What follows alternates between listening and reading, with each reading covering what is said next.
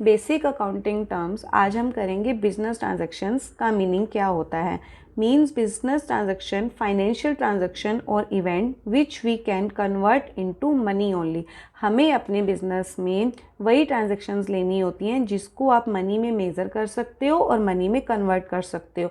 जो उनसी ट्रांजैक्शन को आप मनी में कन्वर्ट नहीं कर पाते हो, नहीं कर सकते हो, उसको हम अपने बिजनेस में नहीं लेते हैं। सिर्फ फाइनेंशियल ट्रांजैक्शन लेते हैं जिनको आप मनी में मेज़र कर सकते हो। ठीक है, हम एक एग्जांपल से भी कर सकते हैं, जैसे good sold to Ram ₹5,000। This is the business transaction. क्यों? क्योंकि हमने बेची है तो वहाँ से पैसे आएंगे।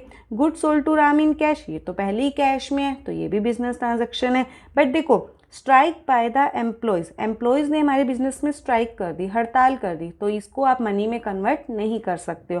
Quality of management, this is also not a business transaction. ठीक है, थैंक यू। प्लीज़